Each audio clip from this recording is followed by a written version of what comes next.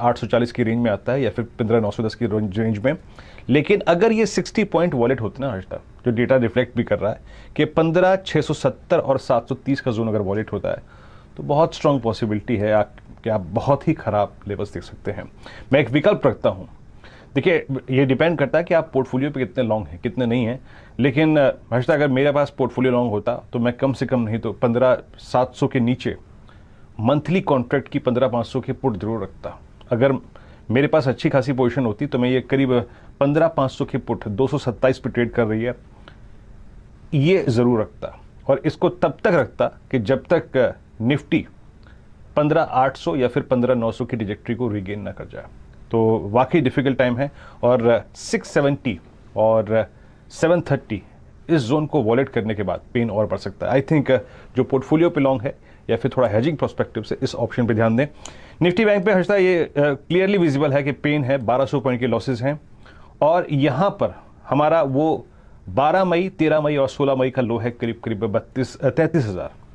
तो बहुत strong possibility है हम उस तरफ जा रहे हैं। कॉल राइटर्स ने बहुत स्ट्रांग ग्रिप ले रखी है। तो शॉर्ट ट्रेड तो एडवाइस नहीं करूंगा, बट सिर्फ हेजिंग के प्रोस्पेक्टिव से आई थिंक उस पुट पे ध्यान दीजिएगा।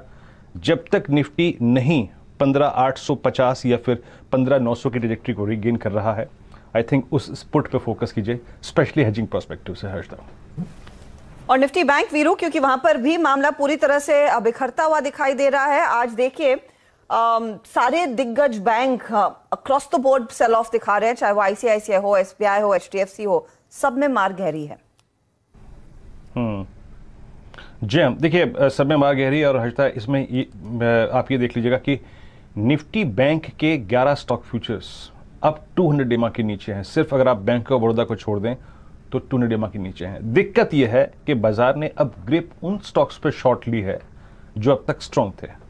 आईसीआईसीआई बैंक और आपका स्टेट बैंक ऑफ इंडिया, इन दो स्टॉक फ्यूचर्स में हर्षदा सबसे बड़ी शॉर्टिंग हुई है, सबसे बड़ी शॉर्ट। आईसीआईसीआई बैंक अब तक हमारा एक स्ट्रांग कैंडिडेट था जिसके सहारे हम डाउनसाइड को रिस्ट्रिक्ट करते थे। On winning day ICICI bank हमारा डाउनसाइड रिस्ट्रिक्ट करके ऊपर का थ्रस्ट जनरेट करता था, लेकिन अब ये दिक्कत में है।